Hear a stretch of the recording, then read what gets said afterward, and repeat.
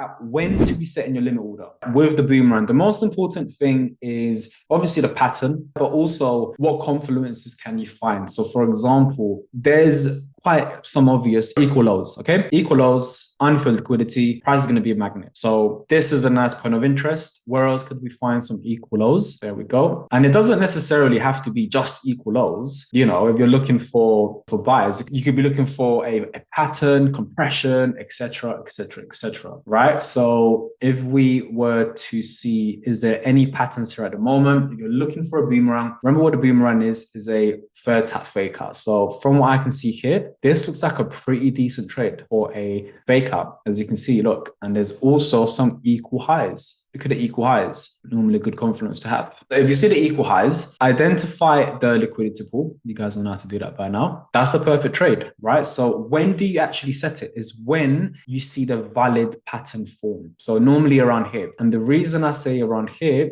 is because before that, price was just here. Look, you know, there's no, it's too deep to have this pattern, right? It's a little bit too steep. I don't really trust it, but it's still a bit of a valid pattern, as you can see. Or even if price was here, you definitely are not going to be setting a limit order because there's no pattern yet. Look, there's nothing there, right? So just, you know, just wait, let the pattern come to you. You've got the points of interest. So you've got a liquidity pool, you've got equal lows. So if we do the actual liquidity pool, this is really where you should be trading. I'll be showing you some other entries that you can customize and implement into the boomerang. But this is just a basic, simple example, right? So with this current example, we've got potential shorts and potential longs, right? The top-down analysis, that's for a different video, this is just an example on when to actually set the limit order. When is the boomerang ready? The top-down analysis is not ready yet, right? This is just an example on when to set a limit order. Once your top-down analysis is complete, then you look for the boomerang and then you set it accordingly. So for this example, we need to wait for a pattern. So we've got a liquidity pool here, liquidity pool here. Most SMC traders, they will be taking most likely imbalances here and order blocks or wherever they're taking it, but we don't do that. We need to wait for a pattern. It's very important. So we just wait for the pattern. We're in the 50-minute time frame. Still nothing, still nothing, still nothing. We're seeing something here, right? As you can see, seeing something there. Still nothing, but now we can start sort of predicting where the price could potentially go to, right? If we update this accordingly, notice how there is a bit of a clear pattern. Now, obviously, if this drops further down, we just update it. But notice how now we can visually see a valid clear pattern. We still don't set the limit order. The reason I wouldn't set the limit order now is because this could still drop until I see confirmation that this is the significant low that's going to push up and then complete the boomerang. Then I will set the limit order. Right? At the moment, it's still too early to be fair. See, look, it's dropping. This is enough. This is a confirmation for me personally. This is indicating commitment that is likely going to come up here to the liquidity pool and then drop, right? So this for me would be a pretty decent trade. Okay. So limit order 2 pips below the actual point of interest at the very start of it. So that's what's that? 7.5 pips. So 9.5. And then what's this? 9, so 10, 11. So just 2 pips below the point of interest and 2 pips above, right? And then your target, you could be just literally just be aiming for the equal lows of the liquidity pool, right? Let's just say this, for example, right? Conservative target, I would definitely recommend targeting the start of the pattern, right? The start of the pattern or the medium of the pattern. Get into more details in further videos, but you need to find the numbers for that, right? So let's just say we're going for this particular target. We're just focusing on the entry. The exit, I can't go into detail with the exit because we need to still implement further aspects to the BOT so you can understand the other fundamentals of it. Right now, it's just the entry. That's what we're focusing on right now. So when you see this price action, when you see some commitment that is going to come up here, this is when you set the limit order, right? It's dropping. Now, obviously, if price were to just somehow, for whatever reason, just drop and melt and invalidate this pattern, you cancel the limit order, right? Also, if price is coming this way and if it starts moving sideways, then it climbs up again, guess what? Your liquidity pool is now, number one, not even, it's just on the wrong side of the pattern. It's either inside or it's outside of the pattern from the wrong direction. You need to cancel it. The point of interest, the liquidity pool has to always be outside of the pattern for the boomerang, right? It's very, very important. Just make sure you write that down and just take notes, okay? So right now, this is pretty decent for a trade. Triggered you in and look at that. This is why we do 2 pips above just in case. Trust me, this is back tested for you guys. And there we go. We've got a nice little trade in. And this is why we want to target the start of the pattern or the middle of the pattern. To be conservative, I at the start, you want the confidence with the BOT. So my recommendation at the very, very start of the boomerang, start taking profit at halfway through the main pattern that you're taking a boomerang on. Once you get more confidence and you get some wins under your belt, then start targeting the start of the pattern and then the main target, right? And this really, you get to the point where this should be your TP1 and TP2 should be down there, etc. But baby steps, okay? Now, what do we do now? You manage it accordingly with a video I'll show you in how to manage the trade, right? But ignore the trade management. It's just the entry. So this is just the entry, an example of the entry. And notice how it's just a textbook, 1, 2, and the boomerang. Perfect trade right there. Okay, so let's target this trade. What do we have now? You would have been updating your boomerang and your pattern. So I believe there's a new pattern here. Yeah, new pattern here. And then we've got this. So when you have this, really and truly, if this happens in real time, these equalos, having a TP there just wouldn't make sense. You need to update the TP because there's a high probability it's going to come all the way down. And the reason it's likely is because of the current structure of the pattern. Okay, so essentially, you really want to be setting your limit order 2 pips above here and then 2 pips below there. So if we do 2 pips above that, which is A, and this will be 10, yeah, this will be your trade, and then this will be your target. Really and truly, you would have banked on the way down. But again, let's not focus on TPs. Let's get back to what takes precedence, which is the entry, when to enter the trade. Okay, so at the moment, there's no need to enter the trade because this could easily just climb up, right? And then you just need to update it. At the moment, we're trading this 1, 2, and then 3. The moment I see one candle or just some commitment like we had over here, the moment I see some commitment, then I'll set the limit order, right? That's when I'll really be setting the limit order. So this still not, okay, that's definitely commitment. Also, don't let this candlestick fool you. This is just momentum. But if you weigh out the average of all the compression, just scan it with your eye, you can just see that there's a lot of accumulation here and there's one sort of medium bearish candlestick.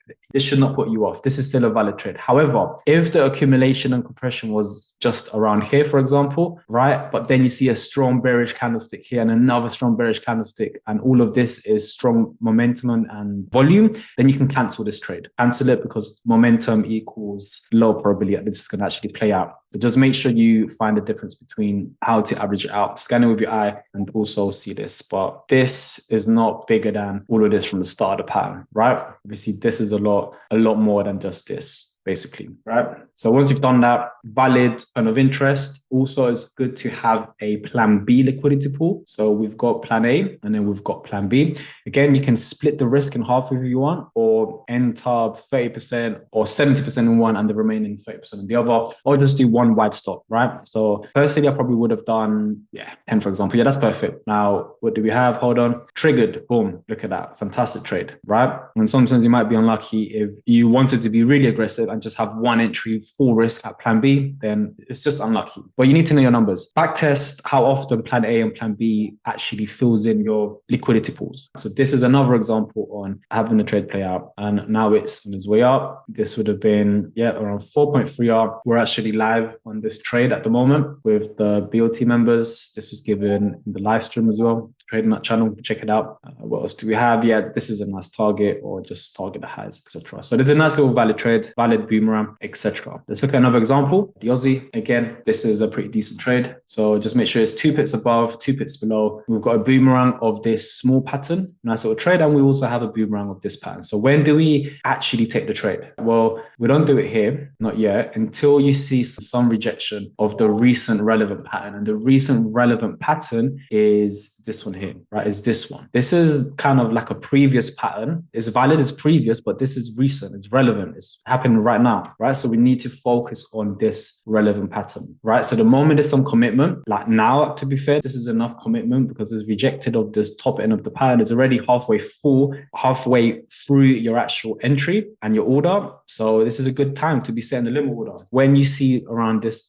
candlestick. So limit order set your TPs according to the rules that you're going to find out. At least let's just aim for, to be conservative, the middle of the pattern, then this area, or we can do the equal highs etc. Even better, or the top of the pattern. Now, obviously, if you're trading the larger pattern and you're actually catching this pretty decent boomerang of this pattern here. So you've got 1, 2, and you're taking this boomerang, you can actually target this area towards this, right? The top end of the pattern. So notice how there's multiple take profits depending on the analysis. Okay. So this is what you more or less call a double boomerang. I personally don't really trade these that often, but when they come, they're pretty decent. So let's just see what happens. And this was a pretty decent trade, wasn't it? That would have hit your take profit. We're literally within 1, 2, 4, 1 hour, 1 hour, 5.5 R. So again, just another example. Let's see, what else do we have? Dollar CAD, any boomerang setups here? This, nothing here. I can't really see anything. Yeah, nothing here. Let's look at a random pair. Let's look at cable. I don't really trade cable anymore. I'm pretty sure a lot of you are fans of cable. Okay, we've got something here. Okay, this is just a forecast that I did for a trader nut. So how would we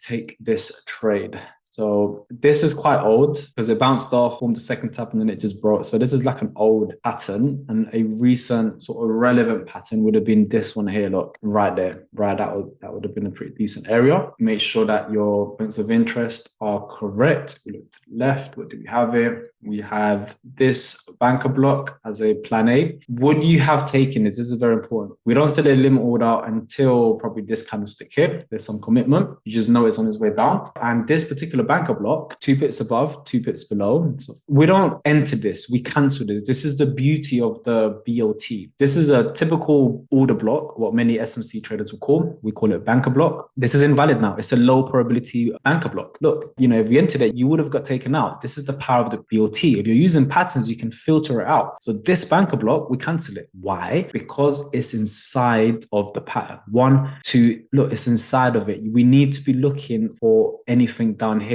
that's outside of the pattern. It's very, very important. So we could have avoided the loss there. And this is when you want to really investigate further, right? So this sort of point of interest here, let's investigate. What do we have? M5. Make sure that your point of interest are right. Let me see what's here. There we go. There's this sort of banker block here. Nice little M5 banker block, pretty decent. That would have been a nice point of interest, or would have also had equal lows from around here, as you can see. And then you would have had this as your liquidity pool, right? Both would have been fine, the banker block or the liquidity. So instead of having an entry there, which many SMC traders would have failed, you would have had it here. So 2 pips above, what's that, 11, so 13, and then 2 pips below that. So that's like, 5, and then 7. And then, there we go. Valid trade, aim for the middle of the pattern to start off with. Once you get more experience, aim for the start of the pattern. So that's 8R in literally just a couple of minutes. And the same applies to swing traders as well. You just need to be using the other time frames. Instead of using the M1, M5, and 15, you can be using boomerangs of the H1 or the M15, right? H4 would be too much. You don't need that as a swing trader. For day traders, intraday traders, the boomerangs are fine on the M5 and 15. They're completely fine.